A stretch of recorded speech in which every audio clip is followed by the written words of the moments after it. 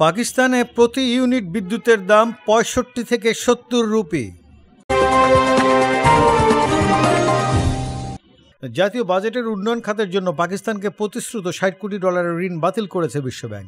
বিশ্বের বৃহত্তম এই ঋণদাতা সংস্থা এক বিবৃতিতে আরও উল্লেখ করেছে যে চলতি বছরে পাকিস্তানকে আর কোনো প্রকার বাজেট বিষয়ক ঋণ দেওয়া হবে না। দেশটির দৈনিক এক্সপ্রেস ট্রিবিউন শনিবার এক প্রতিবেদনে তথ্য জানিয়ে বলেছে, যেসব শর্তের সাপেক্ষে পাকিস্তানকে এই ঋণের প্রতিশ্রুতি বিশ্বব্যাংক দিয়েছিল সেসবের প্রায় কোনোটিই পূরণ করতে পারেনি পাকিস্তানের সরকার। বিশ্বব্যাংকের এই পদক্ষেপ অর্থ সংকটে জর্জরিত পাকিস্তানের জন্য একটি বড় ধাক্কা, কারণ বাজেট বিষয়ক ঋণ প্রাপ্তির পর নতুন আরও $200 কোটি ঋণের জন্য আবেদন করার পরিকল্পনা ছিল ইসলামাবাদের, কিন্তু বাজেট ঋণ বাতিলের জেরে নতুন ঋণের জন্য আবেদনের পরিকল্পনা কার্যত ভেস্তে গেল দেশটি। পাকিস্তানের পরিবেশ বান্ধব জ্বালানি খাত উন্নয়নের জন্য প্রস্তাবিত ঋণ প্রদানের কথা ছিল বিশ্বব্যাংকের। 2021 সালে পরিবেশ বান্ধব জ্বালানি উৎপাদন ব্যবহার সংক্রান্ত পাকিস্তানি সরকারি প্রকল্প অ্যাফোর্ডেবল অ্যান্ড ক্লিন এনার্জি প্রোগ্রামের অনুমোদন দেয় বিশ্বব্যাংক। পাশাপাশি প্রকল্প গড়ে তুলতে প্রাথমিকভাবে $100 কোটি ঋণ প্রদানের প্রতিশ্রুতি দেয়। সেই ঋণের প্রথম কিস্তি হিসেবে ইতিমধ্যে $40 কোটি পেয়েছে পাকিস্তান। চলতি ডিসেম্বরে দ্বিতীয় কিস্তিতে $60 কোটি আসার কথা ছিল। তবে দ্বিতীয় কিস্তি প্রদানের আগে ইসলামাবাদকে বেশ কয়েকটি শর্ত দেয় বিশ্বব্যাংক।